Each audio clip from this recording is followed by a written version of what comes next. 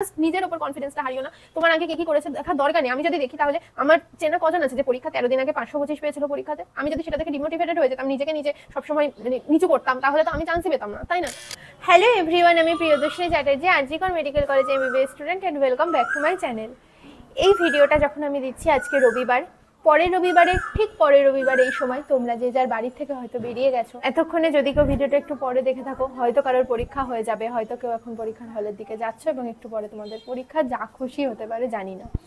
কিন্তু এই সময়তে আমি যখন তোমাদের এই কথাটা বলছি, চোখ বন্ধ করলে আমারও সে পরীক্ষার দিনের কথাটা মনে পড়ে যাচ্ছে। আর তাই আমিও তোমাদের বলবো একটু চোখটা বন্ধ করো একবার, ওই পরীক্ষার দিনটা কি হতে চলেছে তোমাদের সাথে পরপর সকাল থেকে, যে তোমরা বাবা মায়ের হাত ধরে অথবা তোমাদের খুব কাছের কারোর হাত ধরে পরীক্ষা দিতে যাচ্ছ, পরীক্ষার হলে যাবে, ঢুকবে, সেই যে বেঞ্চ সব কিছু 2 ঘন্টা আগে তোমাদের ঢুকে যেতে হবে, তারপরে অ্যাডমিট কার্ডের সমস্ত ফর্মালিটিস, ড্রেস কোড মেনটেন করা, সব কিছু একদম শেষ মুহূর্তে চলে এসেছি আমরা। পরীক্ষাটা ফাইনালি হতে যাচ্ছে, যার যেমনই প্রিপারেশন থাকুক, যেমনই হোক, এটা তোমাদের ফেস করতেই হবে। যখন আমি এই কথাটা বলছি, এমন না যে আমি একবারে গেছি পরীক্ষার হলে ঢুকেছি, চান্স পেয়ে গেছি, তার আগে আমারও ফেলিয়ার ছিল। আর যখন আমি বলছি দুরকমভাবেই পরীক্ষার হলে ঢোকার ডিফারেন্সটা আমি বুঝতে পারছি। যখন আমি আগে পরীক্ষা দিতে ঢুকেছিলাম, ধরো 2021 সালে সারা বছর মোটামুটি পড়াশোনা করেছিলাম, কিন্তু তারপরে শেষে গিয়ে একটাই মেন ভুল ছিল যে হাল ছেড়ে দেওয়া। শেষের দিকে ধরে নিয়েছিলাম আমি এবারে আর পারবো না, তার ফলে পড়িনি। এখন আমার মনে হচ্ছে যদি আমি সেই সময়, ওই শেষ যে 2 সপ্তাহ, যেই সময় আমি যেই রবিবার আমি ভিডিওটা দিচ্ছি, ঠিক এই সময় থেকেও যদি আমি আরেকটু বেশি রিভিশনটা দিয়ে নিতে পারতাম, হয়তো আমাকে খুব কাছাকাছি গিয়েও একটা নাম্বারের জন্য আটকে যেতে হতো না। ফিজিক্সে আমি আটকে গেছিলাম, যদি এই শেষ সময়টুকুতে আমি আরেকটু পরিশ্রম করতাম, 70 থেকে 120 ফিজিক্সে তোলা কোনো ব্যাপার ছিল না। সেই সময় কাট অফটা তো আমাদের বছরের থেকেও একটু কমই গিয়েছিল, তো হয়তো অন্য কিছু একটা হতে পারতো। তোমাদের মধ্যে অনেকে হয়তো থাকবে আজ থেকে 2 সপ্তাহ পরে এই সময় বসে যখন ভিডিওটা, কেউ হয়তো দেখবে না, বাট কথাটা তোমাদের যদি মনে থেকে যায়, হয়তো তোমাদের মনে পড়বে যে এই শেষ কয়েকটা দিন যদি একটু অন্যরকম ভাবে খাটতাম, যদি 12-13 ঘন্টা করে কি 15 ঘন্টা, এই সময়তে সব সম্ভব, আমি নিজে করেছি তাই আমি জানি, যদি এটা পড়তে পারো, একটা অন্য কিছু হয়ে যেতে পারে। এখনো যা সময় আছে, যার একটু কমের দিকে আছে, সেটা 100 নাম্বারের বেশি জাম্প দিতে পারো। আমি নিজে দিয়েছি 2022 সালে আমি যখন চান্স পাই, ঠিক এইরকম একটা রবিবারে দুপুরবেলা, আমি, তোমরা সবাই জানো আমি ইনস্টিটিউশনের নাম নেই বলছি, যে আকাশে একটা অনলাইন পরীক্ষা হয়েছিল যেখানে সবাই ফ্রিতে এনরোল করতে পেরেছিল এবং লাইভ সেটা র্যাঙ্ক দেওয়া হয়েছিল, এরকম একটা পরীক্ষা। সেই পরীক্ষাটা যখন আমি দিই, আমার নাম্বার আসে 525। আমার তখন, আমাদের সময় 98টা চ্যাপ্টার ছিল, ম্যাক্সিমাম চ্যাপ্টার রিভিশন দেওয়া বাকি, জাস্ট সিলেবাসটা শেষ হয়েছে। প্রথমে আমি ভালো করে পড়েছিলাম, তবুও অনেক দিন না দিলে, সেটা রিভিশন না দিতে পারলে মানুষ ভুলে যায়, আমিও ভুলে যাচ্ছিলাম। যেটুকু যেটুকু মনে আছে সেইটুকু দিয়ে পরীক্ষা দিয়েছি, পরীক্ষায় 525 পেয়েছি এবং বিভৎস কান্না শুরু করি এবছরেও, যে তার মানে এবছরটাও আমার গেল, এবছরেও আর হলো না, এবার আমি কি করব। বাবা মা সামলেও কিছু হয় না তখন, সবাই মনে মনে তো এটাই ভাবছে যে এবছরও তাহলে হবে না।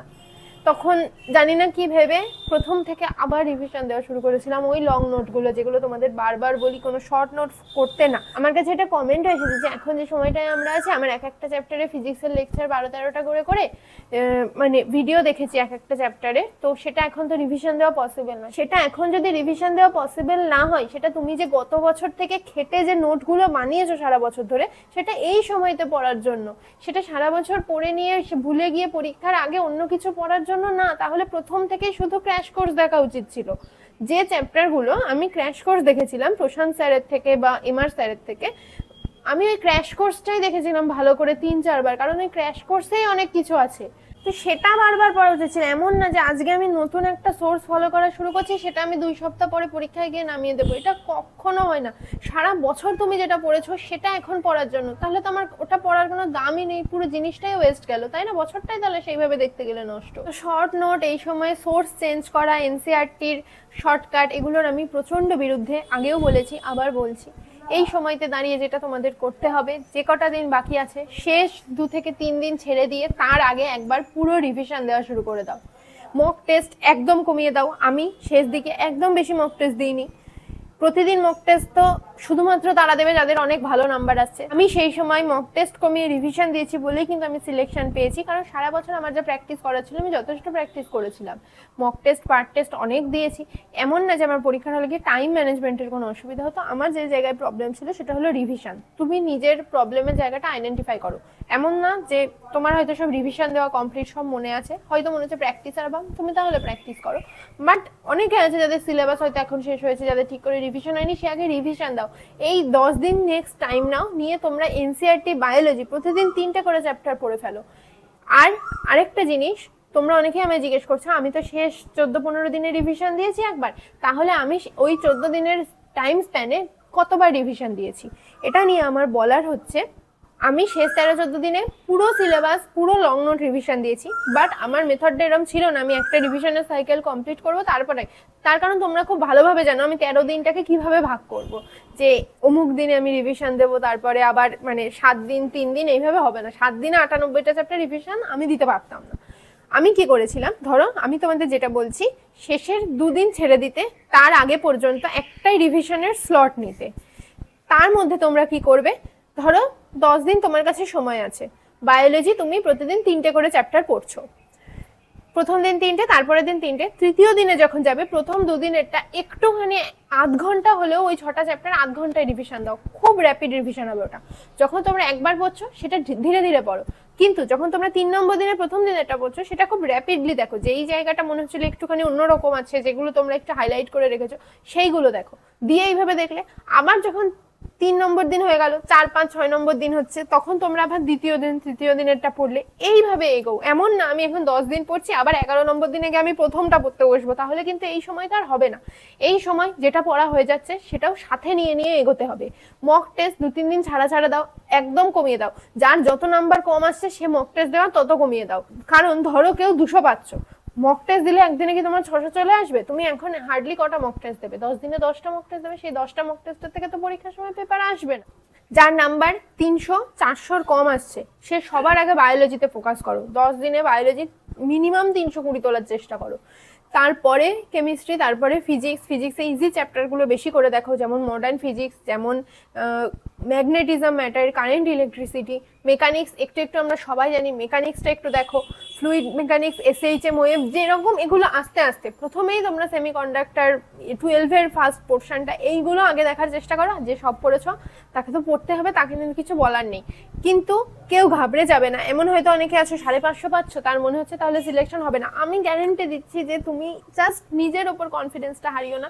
তোমার আগে কে কি করেছে দেখার দরকার নেই। আমি যদি দেখি তাহলে আমার চেনা কজন আছে যে পরীক্ষা 13 দিন আগে 525 পেয়েছিল পরীক্ষাতে, আমি যদি সেটা দেখে ডিমোটিভেটেড হয়ে যেতাম, নিজেকে নিজে সবসময় মানে নিচু করতাম, তাহলে তো আমি চান্সই পেতাম না, তাই না? তো এই সময়টা যদি একান্তই মনে হচ্ছে যে আমি হয়তো চান্স পাবো না, তাহলে এটা একটা গেম হিসেবে নাও, যে তুমি ম্যাক্সিমাম কতটা করতে পারো কিনা দেখো। না পারলে তো হয়েই গেল, সেটা তো তোমার মন বলছে যে তুমি পারবে না, কিন্তু 1% চান্স তো আছে যে তুমি পারবে হয়তো, সেইটা চেষ্টা করে দেখো। সেই দিন অবধি তো তোমার জীবনে কোনো লস নেই। 13 দিন পড়ে নিলে এমন কিছু হবে না যে আমার জীবনে অনেক লস হয়ে যাচ্ছে। তো সেইটুকু চেষ্টা করো। আর যেগুলো পরীক্ষার হল নিয়ে বলার বা শেষ 2 দিনের আমার কিছু বলার আছে তোমাদের, তো সেইগুলো আমি এরপরে আরেকটা ভিডিও দেবো, সেই ভিডিওটাই বলবো, এই ভিডিওটাই বলছি না। এই ভিডিওটাই জাস্ট এইটুকু বলার জন্য, খুব ভালো করে প্রতিদিন 3টে করে চ্যাপ্টার বায়োলজি রিভিশন দাও। নেক্সট 10 দিনের মধ্যে যখন পরীক্ষার আগে তোমার 2 দিন বাকি থাকবে, ওই 2টো দিন ছেড়ে দাও, তার আগে একটা রিভিশন দেওয়া কমপ্লিট করো। ফিজিক্স, কেমিস্ট্রি, বায়োলজি সব সারা দিন রিভিশন দাও। স্নান করা 10 মিনিট, খাওয়া 10-15 মিনিট 2 বেলা করে, আর একটা প্রপার টাইমে ঘুম। এই সময়তে দিনে সেটা 6 ঘন্টা হোক, কোনো প্রবলেম নেই, তার বেশিও দরকার নেই এখন, কারণ পড়াটা এখন বেশি জরুরি। এই কদিনে কিচ্ছু শরীরের উপর এফেক্ট পড়বে না। জাস্ট সকাল থেকে সন্ধে দিনে 7-8 ঘন্টা ছেড়ে দিয়ে সারা দিন খালি পড়ো, আর কিচ্ছু তোমার এখন থাকা উচিত না কাছে। দেখো আমি তোমাদের অনেকটা সিনিয়র, বাট আমি চাইলে আমার চ্যানেলে অন্য কিছু দিতেই পারি, অন্য কোনো লং ভিডিও দিতে পারি। এই সময়তে যতদিন না তোমাদের পরীক্ষা হয়, আমি নিট ছাড়া তোমাদের পরীক্ষাটা আমার কাছে মেন প্রায়োরিটি। এটা ছাড়া কিন্তু কোনো কিছু নিয়ে কোনো লং ভিডিও আমি দিচ্ছি না। তার কারণ তোমাদের পরীক্ষাটা তোমাদের কাছে যতটা ইম্পর্টেন্ট, তোমরা যতটা সিরিয়াস, আমিও তোমাদের পরীক্ষা নিয়ে ততটা সিরিয়াস। আর যতদিন না তোমাদের পরীক্ষা হচ্ছে, আমি অন্য কোনো ভিডিও, পড়াশোনা ছাড়া কোনো ভিডিও তো অন্তত আমার চ্যানেলে দেবো না। খুব অল্প সময় বাকি আছে, তোমাদের থেকে তোমাদের সাকসেসটা শুনবো, আবার সেই গত বছরের মতন মেসেজগুলো পাবো যে যা যা বলেছিলাম তার মধ্যে একটা হচ্ছে শর্ট নোট না পড়ে লং নোট পড়া। আর কিছু বলার আছে সেটা পরের ভিডিওটাই বলবো, যেটা অনেকে আমাকে গত বছর জানিয়েছিল।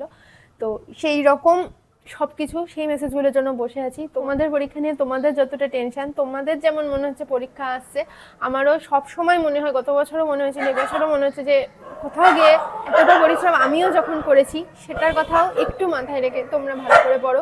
আমার তোমাদের কাছে জাস্ট একটা রিকোয়েস্ট দিদি হিসেবে, তোমরা গিভ আপ করে দিও না। তোমরা পরীক্ষার হলে কেউ 300 পাচ্ছ, সে একটা চ্যালেঞ্জ নাও এই 13 দিন যে আমি 500 তুলে দেখাবো। এইটুকু জাস্ট করো। তোমাদের দেখো একদিনে তো তুমি 300 থেকে 450 পেয়ে যাবে না, কিন্তু এর ফলে তুমি যতটা এগিয়ে যাবে না সেটা তোমরা পরে বুঝতে পারবে যে আমি কি করেছিলাম। এই 13 দিন তোমরা এমন পরিশ্রম করো যে যেখানেই থাকুক না কেন, পড়াশোনার সিচুয়েশন যেমনই হোক, এই 13 দিন এমন ভাবে পড়ো যে তোমাদের শেষে গিয়ে যেন কোনো রিগ্রেট না হয়, তোমরা যেন কিছু শিখে এটার থেকে বেরোতে পারো। এটা তোমরা অ্যাপ্রোচ রাখো। বাড়িতে কি বলছে, কে কিভাবে ডিমোটিভেট করছে, কিচ্ছু এখন শুনো না। নিজের প্রতি কনফিডেন্স রাখো, খুব ভালো করে রিভিশন দাও। আরেকটা জিনিস, মক টেস্ট দিলে মক টেস্টের মিস্টেক অ্যানালাইসিস করবে।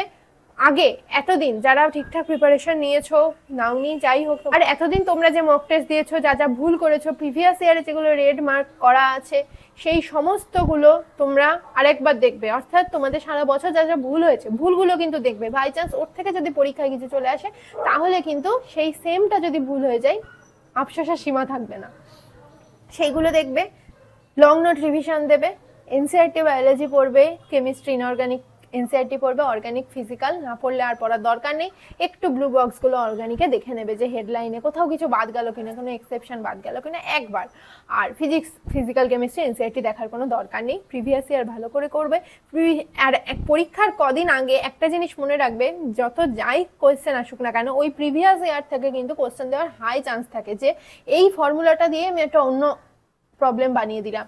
এগুলো কিন্তু ফিজিক্স আর কেমিস্ট্রিতে হয়, বায়োলজি হয়তো হয় না। বায়োলজি তোমরা এনসিআরটিতে বেশি ফোকাস করবে, বাট ফিজিক্স কেমিস্ট্রি যখন তোমরা নোটটা পড়ছো, ফর্মুলার সাথে স্যাররা না অনেক অনেক কনসেপ্ট পড়ার, কিন্তু বেশি কিন্তু আসার চান্স আছে ওই প্রিভিয়াস ইয়ারে যে ফর্মুলাগুলো এসছে। এমন কিছু ফর্মুলা দিয়ে অঙ্ক করা থাকে না যেটা হয়তো নোটের ছিল না, সেটা আলাদা করে করতে হয়েছে, সেইগুলো কিন্তু দেখে নেবে, সেগুলো কিন্তু আসবে পরীক্ষাতে। ভিডিওটা এখানে শেষ করছি, খুব ভালো করে পড়ো। আরো যা যা বলার আছে আমার এই শেষ কদিন নিয়ে, আমি খুব বেশি ডিউরেশনের ভিডিও দেবো না, তোমাদের বেশি টাইম নেবো না, কিন্তু আমি যেগুলো বলার আছে অবশ্যই বলবো, যাতে আমি চাই না একটা কিছু তোমরা ছেড়ে যাও পরীক্ষার হলে। এই ভিডিওটা এখানে শেষ করছি, পরের ভিডিওতে দেখা হবে।